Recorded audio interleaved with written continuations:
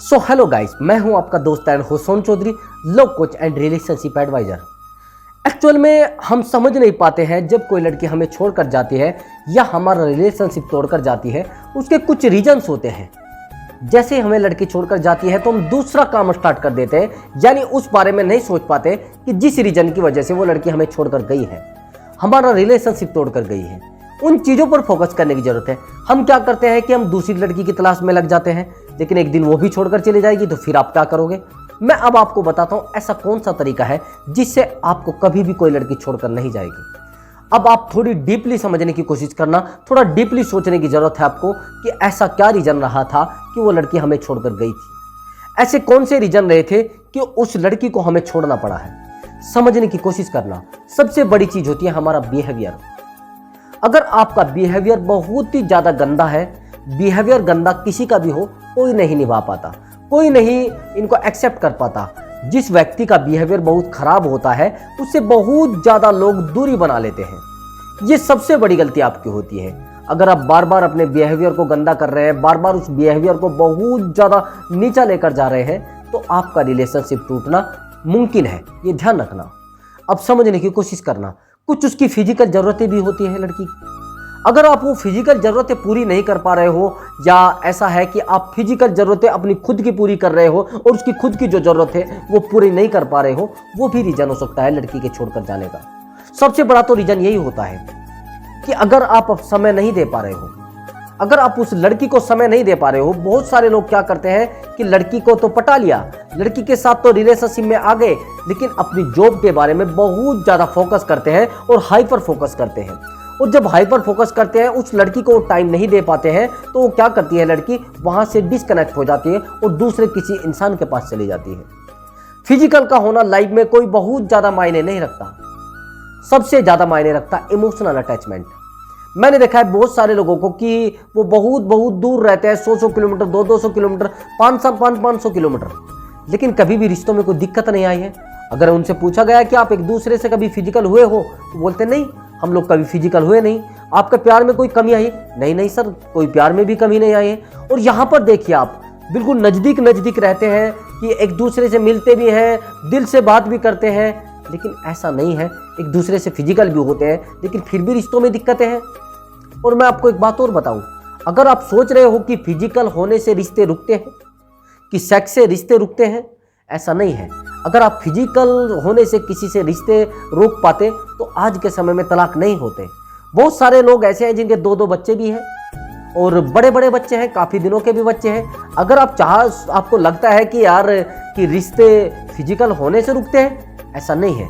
Physical होने से नहीं रुकते, आपको इमोशनल अटैचमेंट में आना होता है, एक दूसरे के टच में रहना होता है, एक दूसरे की भावनाओं को सुनना होता है, एक दूसरे की प्रॉब्लम को सुनना होता है। ये रीजन होता है सबसे बड़ा रिश्ते रुकने का। आपने बहुत सारे लोगों को देखा होगा कि वो बिजनेसमैन तो बहुत बड़े होते हैं, लेकिन रिश्तों में बहुत ज्यादा कमजोर होते हैं। या तो उनकी फैमिली उनको छोड़कर चली जाती है, या फिर उनकी पत्नी उनको छोड़कर चली जाती है, या फिर उनकी गर्लफ्रेंड उनको छोड़कर चली जाती है। उसका रीजन क्या होता है कि वो टाइम बिजनेस को तो दे पाते हैं, लेकिन कभी भी अपनी गर्लफ्रेंड को या फिर अपने बॉयफ्रेंड को टाइम नहीं दे पाते। उसका सबसे बड़ा रीजन हो जाता है कि वो रिश्तों में कमजोर पड़ जाते हैं। यही उनका सबसे बड़ा रीजन एक दूसरे से दूरी बनाने का होता है। अब आप समझने की कोशिश करना। अगर कोई लड़की हमें छोड़कर गई है तो सबसे बड़ी उसकी नीड होगी एक दूसरे के टच में रहना, लेकिन आप टच में नहीं रह पाए होंगे। दूसरी बात, उसने आपसे फिजिकल होना भी चाहा होगा, लेकिन आपके पास समय नहीं होता है। ऐसा भी हो सकता है। जरूरी नहीं कि सारी लड़कियां ही फिजिकल के लिए राजी रहते हैं। बहुत सारी लड़कियां ऐसी होती हैं जो फिजिकल अटैचमेंट में ही भी आना चाहती हैं, लेकिन अगर आपके साथ ऐसा नहीं हुआ है कि किसी और रीजन से छोड़कर गई है, उसका सबसे बड़ा रीजन होता है आपका करियर। अगर आपका करियर बहुत अच्छा नहीं है और आपके करियर में बिल्कुल ही दिक्कतें आ रही है और आपने बहुत सारी प्रॉब्लम अपनी लड़की के सामने, मतलब अपनी गर्लफ्रेंड के सामने रख दी है, तो फिर आपको छोड़कर वो गर्लफ्रेंड जाएगी। कई बार तो आप इतनी बड़ी बड़ी गलतियां करते हो कि गर्लफ्रेंड के सामने सारी प्रॉब्लम रख दोगे, सारी दिक्कतें रख दोगे, सब कुछ फोन कॉल उसी को बताओगे करके, सब कुछ फैमिली की प्रॉब्लम भी उसी को बताओगे। तो छोड़कर जाना तो मुनासिब होता है। कौन प्रॉब्लम में रहना चाहता है? आपने कभी उस इंसान को खुशियां नहीं दी है, आपने कभी उस इंसान को खुश रखना नहीं चाहा है। आप समझने की कोशिश करना, खुशी कहां से मिलेगी आपको। खुशियों का कोई बाजार नहीं होता। अगर आप किसी खुश इंसान के पास जाओगे तो आपको खुशियां मिलना शुरू हो जाएंगी। अगर आप बहुत अच्छे इंसान के पास रहोगे तो आपके अंदर गुड हैबिट अपने ऑटोमेटिक ही पनप जाती है। लेकिन आप किसी गलत इंसान के पास जाओगे तो आपके अंदर बैड हैबिट पनप जाती है ऑटोमेटिक। और समझने की कोशिश करना कि अगर आप किसी ऐसे इंसान के टच में हो जो ऑटोमेटिक ही डीमोटिवेट रहता है तो फिर तो आपकी लाइफ में परेशानियां आनी ही है। और वो लड़की आपको जो छोड़कर गई है, आपको सबसे पहले देखने की जरूरत है कि वो कहीं ऐसा तो नहीं कि जिस थर्ड पर्सन के साथ में वो गई है वो थर्ड पर्सन आपसे ज़्यादा वैल्यूबल इंसान तो नहीं है। हमेशा ही ध्यान रखना कि लड़की एक बेहतर देखती है, जहां पर उसको बेहतर मिलेगा वहां जाएगी। मैं गारंटी के साथ कहूंगा, अगर बेहतर नहीं मिलेगा और आप बेहतर नहीं कर पाए तो छोड़कर एक दिन आपको भी जाएगी। इसलिए आपको बहुत बेहतर करने की जरूरत है, इतना ज्यादा बेहतर करने की जरूरत है जहां से आप बहुत बड़े बन सकते हैं। और अगर आप बेहतर नहीं कर पाए तो एक दिन ये जो आप रिलेशनशिप में हो, ये रिलेशनशिप भी एक दिन आपका टूट जाएगा, फिर आप अकेले पड़ जाओगे। फायदा कुछ नहीं होगा कि रिश्तों को तोड़ना, रोज बनाना, रोज तोड़ना, एक दिन ऐसा हो जाएगा कि आप परेशान हो जाओगे। दूसरी बात, अब आप कहोगे सर हम शादी किससे करें, ऐसे तो सब लड़कियां छोड़कर चली जाएंगी। हाँ, उसका भी मैं रास्ता बताता हूं। अगर आप रिलेशनशिप में आए हो और नए नए रिलेशनशिप में आए हो, यानी 2-3 महीने का रिलेशनशिप है अगर, तो आपको क्या करना है कि 2-3 महीने में ही उससे गर्लफ्रेंड को परख लेना है और उससे शादी कर लेनी है। नहीं तो बहुत सारे लोग होते हैं कि अगर रिलेशनशिप बहुत पुराना है तब शादी करते हैं, फिर उस रिलेशनशिप में झिकझिक होती है, एक दूसरे की प्रॉब्लम हमें पता लग जाती है, एक दूसरे की कमजोरियां हमें पता लग जाती है, एक दूसरे को परेशान करने के तरीके हमें पता लग जाते हैं, फिर रिश्ते हम लोग नहीं बना पाते। फिर हम क्या करते हैं, फिर एक दूसरे को परेशान करने के तरीके देखते हैं। एक दूसरे को तरीके से परेशान करना ठीक नहीं है ना।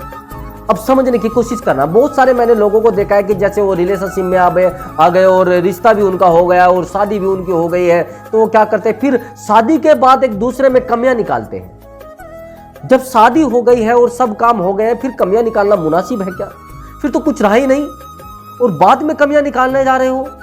बाद में रिश्ता बनने के बाद एक दूसरे में कमियां देख रहे हो, फिर तो उनको निभाना होता है, फिर उनमें स्ट्रगल करना होता है, एक दूसरे को सुकून देना होता है। अगर आप चाह रहे हो कि यार मैं रिश्ते में बना रहूं, आपकी सबसे बड़ी प्रॉब्लम है कि आप एक दूसरे में कमियां निकालते हो। रिश्ते में कमियां नहीं निकालनी चाहिए। अगर आपने कमियां निकालना शुरू कर दी, फिर आपका रिश्ता कभी भी बनकर नहीं रहेगा, एक दिन टूट जाएगा। मैंने आपको बता दिया है कि किस वजह से लड़की छोड़कर जाती है। ये सबसे बड़ा रीजन होता है कि आपसे उसको कुछ लालच है, और वो लालच जिस समय पूरा हो जाता है उस समय लड़की छोड़कर चली जाती है। या फिर थर्ड पर्सन की गई है तो वो आपसे बेहतर इंसान होगा।